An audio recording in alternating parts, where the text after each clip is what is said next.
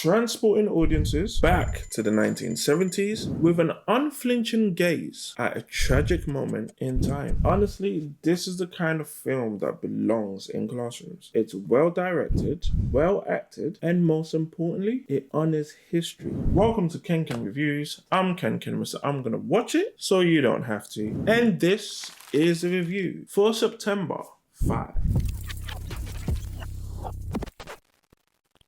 You've got this far. This is quite a dark one. We're about to dive deep. Like, we're gonna get real, yeah? So hit that subscribe button. That way, let's discuss. Ready, camera one. Hit it. Good morning, I'm Jim McKay speaking to you live from the Olympics in Munich, West Germany.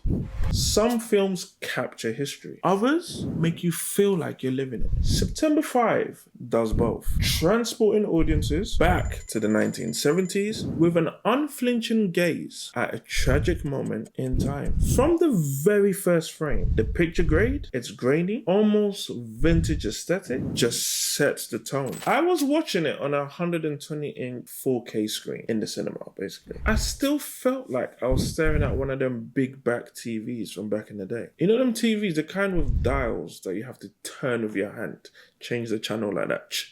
That's how sucked into the movie I was. It's a clever and immersive choice, one that instantly signals we're stepping into the past. One of the bold decisions in September 5 was the inclusion of real-life footage from the actual incident. For those familiar with this history, it could be a deeply triggering experience. And for those encountering it for the first time, it's an emotional gut punch. The way the film weaves archival footage with dramatized events is masterful. Never exploitative, but rather a necessary tool to drive home the weight of this moment. At the heart of this intense drama is Peter Sarsgaard, who commands the screen with his signature cold, no-nonsense energy. He has a knack for playing these kind of roles. And honestly, I'm not mad at it. He's just that good. John Magaro and Ben Chaplin also shine in their roles, pouring raw passion and emotion into their performances.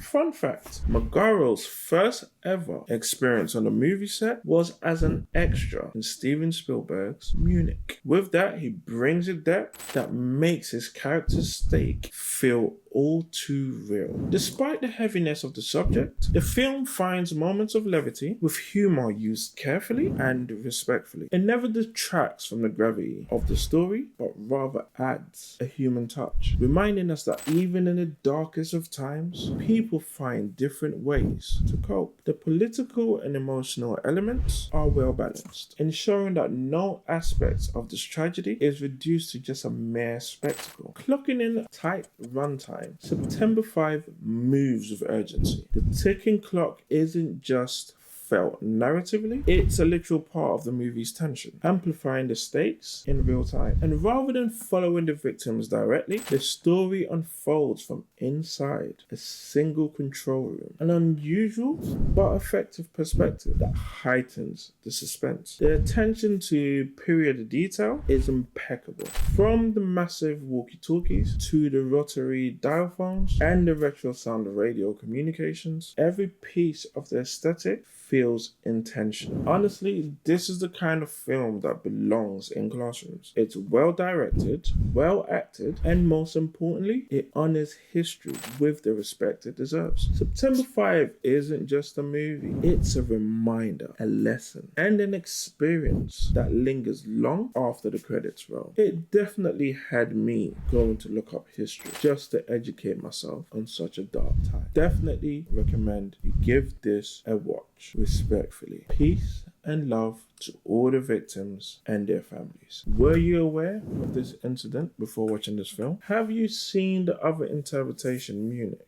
What did you think of this different aspects from within the control room rather than one of the victims with the hostage? If you enjoy things on movie, TV, games, theatre, make sure to stick with us. Liaise, engage. Let's talk about it. Hit that like, drop a comment, let me know what you think, and subscribe to the channel.